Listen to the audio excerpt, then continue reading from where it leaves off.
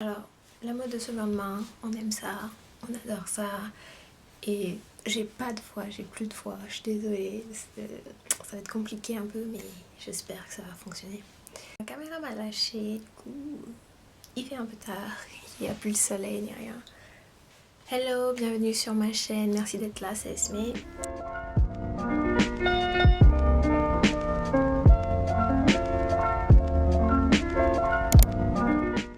Alors aujourd'hui on va parler d'un sujet qui m'intéresse énormément, que j'adore. La mode de seconde main, tout ce qui est seconde main. It's pipi. Quand je parle de mode de seconde main, je parle de friperie, boutique solidaire comme Emmaüs. Je parle de Vinted, Depop, Le Bon Coin, même tout ce qui est échangé entre amis, entre familles ou en famille. Tout ça, ça rentre dedans quoi. Même les prêts de vêtements aussi. Juste donner une nouvelle chance, une nouvelle vie à ces vêtements, faire en sorte que ça sorte pas du circuit quoi. Quand on parle de tout ce qui est monde circulaire et tout ça. Il y a un article de Fashion Network qui dit que 4 Français sur 10 se sont convertis à la mode de seconde main en 2019 et je trouve ça super intéressant de voir ce développement de, je sais pas si on peut dire industrie, mais you know, et parce que c'était quelque chose qui était surtout rattaché aux familles en difficulté et de voir que ça change. Moi je sais que quand j'étais au collège et au lycée je pouvais pas, j'avais du mal à dire que j'étais intéressée par ça et même moi j'achetais pas, enfin j'achetais des foulards, j'achetais des boîtes, j'achetais pas des vêtements quoi. Et de maintenant voir genre ce développement au niveau des vêtements, des chaussures, des accessoires et tout ça, cet intérêt pour cette mode de seconde main, c'est super intéressant et on va pas se l'avouer, j'adore, on adore, tout le monde adore. You know what I'm saying? C'est super intéressant de parler plus de tout ce qui est les effets néfastes de la fast fashion et de commencer vraiment à se poser les bonnes questions sur sa consommation, sa façon de consommer, que ce soit une consommation plus réfléchie, est-ce qu'on a vraiment besoin de ce qu'on achète, vous voyez ce que je veux dire. Et je trouve ça super intéressant ce développement en plus, plein de raisons que je vais dire après, on adore et c'est pour ça que je suis là aujourd'hui. On va parler en global de la mode de seconde main, des points positifs surtout, des points positifs et des points négatifs parce que malgré tout, c'est comme dans tout, il y a toujours des points négatifs malheureusement. L'avantage principal de cette mode de seconde main, c'est que c'est éco-friendly. On adore. Je sais pas si vous le savez, mais l'industrie de la mode est la seconde la plus polluante derrière le pétrole. Non seulement elle est polluante, mais en plus il y a beaucoup de gaspillage. You know, no, on n'est pas là pour ça. On n'est pas là pour ça. On aimerait que la terre reste là, que la nature continue de s'accroître. On pense à tout ce qui est écologie. On est là pour ça. Énormément de gaspillage mondial. Oui, mondial. Que ce soit la France, les États-Unis, surtout les États-Unis, avec la consommation de masse. Bref, on sait plus comment s'arrêter, on sait plus comment consommer. Notre consommation n'est plus réfléchie, on achète juste pour acheter et c'est sad, c'est triste. Bref, anyway. Donc c'est éco-friendly d'acheter de seconde main, je vais le redire, selon des études, si on réduit, j'ai mon petit portable, si on réduit, si on donne une vie à tous les vêtements qu'on a, enfin à tous les vêtements qui sont créés, qui sont faits, ça, du coup ça rallongerait le temps de création des trends, on va dire, genre, you know, et ça permettrait de réduire le gaspillage et les émissions de 73%. Ce sont des chiffres de 2018, je sais pas les chiffres de 2019, mais en tout cas acheter des vêtements de seconde main, ça permet déjà de rallonger la vie de ce vêtement ou de ce produit, si vous voulez l'appeler produit, d'environ 2,2 ans. C'est pas mal. Enfin, 2 ans et 2 mois du coup. Et ouais, c'est pas mal. Pensons à la nature. Très très important. Donc en plus, deuxième avantage, c'est pas cher. On trouve des tenues pour 10 euros. Des tenues pour 10 euros. De la tête aux pieds pour 10 euros. On peut trouver des vêtements à 1 euro, 50 centimes. Enfin, il y a plein d'options. Il y a que ce soit les fripes, Emmaüs, Vinted, Depop, trouver plein de choses. Juste parfois sur Vinted ou Depop, il faut payer les frais de port en plus. Du coup, ça rajoute des charges en plus, mais 2,30 €, ça va quoi. En plus, je trouve que tout ce qui est fripe et Vinted, je sais pas, c'est plus excitant. C'est plus fun de chercher. Enfin, il y a comme une récompense d'avoir trouvé ce que l'on veut, je sais pas. Je sais pas si c'est juste moi, mais il y a quelque chose en plus qui est là et qu'on n'a pas quand on va dans un magasin de fast fashion quoi. Tu viens, tu rentres, t'as tes sections, t'as tes trucs. Ouais, c'est pas pareil. C'est plus satisfaisant en fait de chercher et de trouver ce que tu veux. Anyway, dans les inconvénients que je vois, tout ce qui est mode de seconde main, bah, c'est surtout au niveau du comportement des consommateurs. Comme d'hab. Enfin, non, il n'y a pas que ça en vrai. En vrai, un des trucs qu'on peut reprocher aux trucs de seconde main et surtout aux vêtements de seconde main, c'est au niveau des tailles. Oui, c'est beaucoup plus dur d'avoir... J'arrive jamais à parler, ça me saoule. C'est beaucoup plus dur genre d'avoir toutes les tailles, que ce soit plus large ou beaucoup plus petit. Et ça peut être difficile de trouver sa taille quand on n'est pas genre un S ou un M quoi. C'est beaucoup plus dur de trouver sa taille quand on n'est pas dans la norme. Anyway. Bon ça c'est...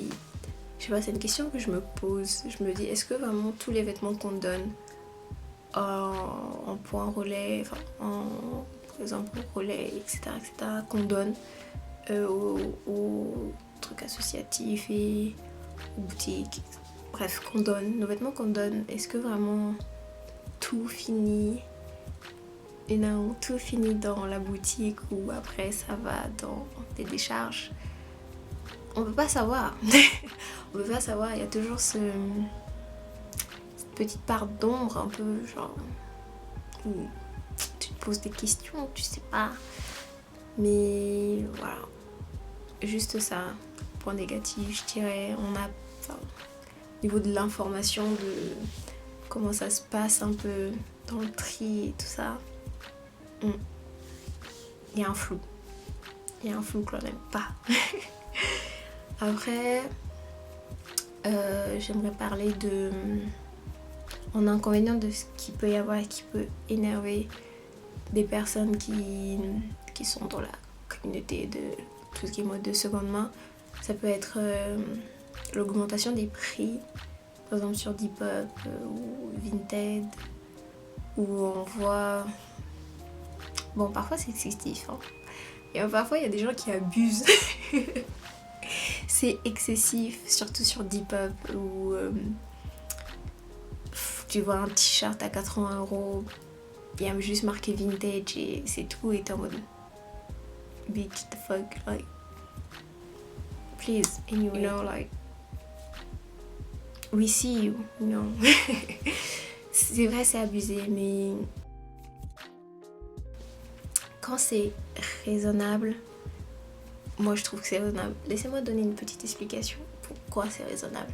Faut prendre en compte que la personne a fait l'effort d'aller chercher, elle a payé son essence, elle a utilisé son essence, elle a payé son ticket ou enfin, bref, fait l'effort de chercher, après ramener, nettoyer, prendre les photos, enfin repasser, prendre les photos, etc., etc.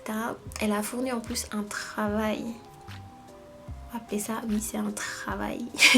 La fournir en plus un effort pour que par derrière ce soit plus facile pour les gens de, you know, de trouver quoi. You know. Je sais pas si c'est vrai, mais l'impact que ça peut avoir sur l'augmentation des prix pour les personnes en difficulté, les personnes qui utilisent les fripes, surtout les boutiques associatives comme moyen de s'habiller, tout ça.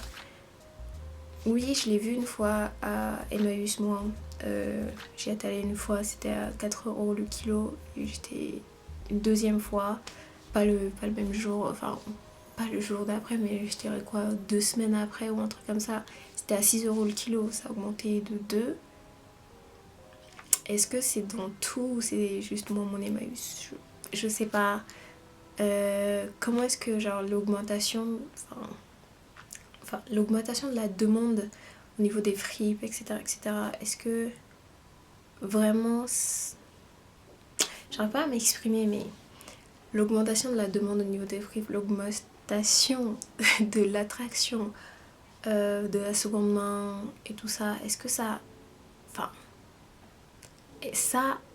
certains disent que ça impacte les personnes qui utilisent ça en tant que première source d'habillement, quoi. En tout cas, dans Emmaüs ou les boutiques associatives, je pense que s'il y a une augmentation de prix, il faut pas oublier que c'est quand même associatif. Faut pas qu'il y ait une trop grosse augmentation parce que sinon c'est dead. Genre, les gens vont pas pouvoir acheter, quoi. C'est associatif.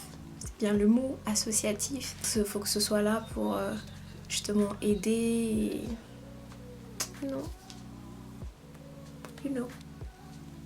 Donc voilà, ça peut être les inconvénients de cette montée de la friperie, on va dire, de cette montée de la mode de seconde main. Mais je pense qu'on utilise, surtout avec ces derniers temps, on utilise plus tout ce qui est Vinted et Depop et les autres qui me viennent pas. Le Bon Coin, etc., etc. Je pense qu'on a utilisé beaucoup plus ça que aller dans les fripes ou quoi que ce soit, mais comme ça va réouvrir, on verra. Pour conclure, je vais mettre comme ça. Pour finir, pour conclure, oui, l'intérêt pour la mode de seconde main, c'est super intéressant à voir. C'est super au niveau économique, écologique, etc. Il ne faut pas oublier que par derrière, comme dans tout, il y a quelques petits côtés négatifs qui sont là, qui traînent par-ci par-là. Et je pense que c'est à nous en tant que consommateurs de se dire ouais quoi, c'est moi qui décide. Enfin, ce que je veux dire, c'est nous en tant que consommateurs de faire les bons choix, de justifier nos choix en quelque sorte, de se demander si vraiment on a besoin d'aller faire les frites tous les week-ends, tous les 2-3 jours. Enfin, est-ce qu'on a vraiment besoin d'avoir autant de vêtements? Est-ce qu'on a vraiment besoin d'acheter en masse? C'est ça le truc, d'acheter en masse comme ça. We never know. And we never know. Donc voilà, le mode de seconde main, c'est super intéressant. Je conseille, je recommande. Il faut pas oublier que aller faire les fripes et tout ça, c'est quand même un privilège. Il faut avoir le temps, il faut avoir la confiance, parce que faut assumer quoi. Faut assumer qu'on aime aller faire les fripes, faut assumer qu'on achète nos trucs que de seconde main. Mon cerveau est éteint, j'arrive plus à parler. Le mode de seconde main, c'est quelque chose que je recommande. Rajoutez-le petit à petit dans vos vies si vous pouvez. Faut pas oublier que quand même ça reste il y en a certains qui aiment vraiment pas ça et ils lisent ou ils lisent, on peut rien y faire. Mais si vous pouvez acheter, même si c'est pas de la seconde main mais de la mode équitable, allez-y, faites si vous pouvez, si vous avez les moyens, allez-y. Pour ceux qui aimeraient et qui voudraient commencer Il y a plein de vidéos conseils sur YouTube. Peut-être que je vais en faire. Peut-être que je vais en faire une. Il y a plein de choses, il y a plein de conseils, il y a plein de... C'est vraiment un univers qui est génial, c'est vraiment un univers hyper intéressant. On adore, on aime. J'ai dit que je voulais pas parler trop, mais finalement j'ai trop parlé. Mais c'est quelque chose que je recommande. Mais comme dans tout, même si c'est génial, ça, c'est éco-friendly et tout ça, il y a quand même des côtés négatifs, on va dire, qui touchent. Voilà, j'espère que cette vidéo vous aura plu, j'espère que vous m'avez compris, parce que même moi, j'ai l'impression que je me suis perdue des fois. Donc j'espère que vous avez aimé et on se retrouve la semaine prochaine pour une nouvelle vidéo. Merci d'avoir été là. Bye bye, bisous.